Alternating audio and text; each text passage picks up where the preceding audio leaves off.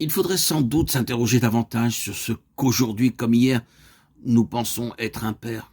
Il n'est d'ailleurs pas sûr que nous saisissions bien le sens que donnait Yeshua à ce mot.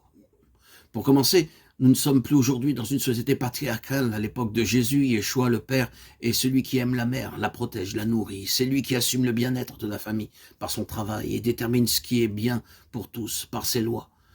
Aujourd'hui, nous ne sommes plus dans une société patriarcale, verticale ou pyramidale, mais plutôt dans une société d'égalité et de fraternité, c'est-à-dire horizontale.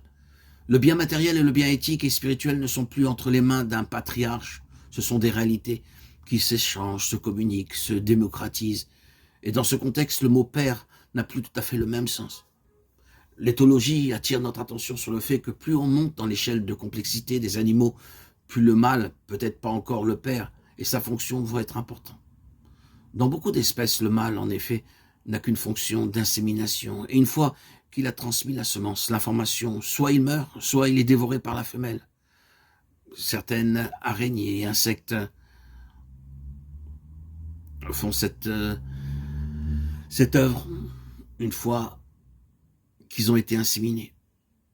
Mais chez les gorilles, par exemple, si après l'insémination, le papa gorille est absent, la maman gorille est très énervée, insécurisée.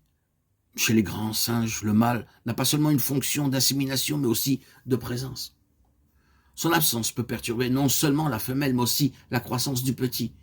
Une femelle chimpanzé ne fait pas de bébé toute seule, et on peut s'étonner à ce propos de certaines annonces dans les journaux. Cherche géniteur, présence du père non désiré. Est-ce une évolution ou une régression vers le monde des araignées? Plus réjouissant, un beau texte de Marcel Pagnol nous rappelle l'importance de la relation qui est à notre origine. C'est par la mère que le père est donné à l'enfant, dans la mesure où elle le désigne comme celui qui compte pour elle, celui qu'elle aime et désire. Dans Fanny, Marcel Pagnol met en scène Marius, l'homme qui vient revendiquer l'enfant qu'il a fait. Panis, veuf, sans enfant, a épousé Fanny enceinte, et il a donné son nom au bébé. C'est pourquoi Fanny déclare à Marius que cet enfant n'est pas à lui. Tu étais son père avant qu'il naisse, mais depuis qu'il est né. Et Marius pourra toujours fanfaronner quand on est père de quelqu'un, c'est pour toujours. César lui répondra, quand il est né, il pesait 4 kilos, mais aujourd'hui, il pèse 9 kilos. Et tu sais ce que c'est 5 kilos de plus? C'est 5 kilos d'amour. Et pourtant, c'est léger l'amour. Et toi, qu'est-ce que tu as donné? La vie. Oui, la vie. Les chiens aussi donnent la vie. Les taureaux aussi. Cet enfant, tu ne le voulais pas. Ce que tu voulais, c'était ton plaisir. La vie ne dit pas que tu la lui as donné. Il te l'a prise, ce n'est pas pareil. Comment? Mais nom de Dieu, c'est qui le père? Celui qui a donné la vie ou celui qui a payé les biberons? Le père, c'est celui qui aime, répond César magnifiquement. Il ne suffit pas d'être un géniteur pour être un père.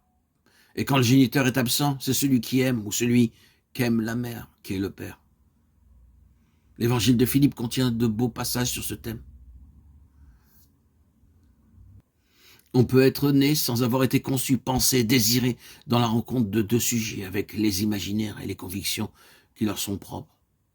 C'est lorsque nous sommes conçus, c'est-à-dire attendus, dans la chaleur d'une relation aimante, que la lumière de Yahweh peut descendre. Le tétragramme étant ici le symbole de l'alliance, relation originelle, source de tout amour et de toute alliance. En sachant que l'alliance dans l'évangile de Philippe est plus que le mariage considéré comme rencontre de deux hasards ou fatalités, et non comme rencontre de deux libertés. Mais nous pourrions ainsi continuer le dialogue avec Marius. Ton fils est peut-être de toi, il n'est pas à toi. Tu lui as communiqué sans doute la vie, qui d'ailleurs ne vient pas de toi, mais ce n'est pas toi qui lui as donné un nom. C'est le père qui donne le nom, non pas son nom à lui, mais un nom propre pour l'enfant. Le père reconnaît l'enfant comme autre que lui et autre que sa mère. Il reconnaît l'enfant comme sujet d'un désir et non comme objet d'une fabrication.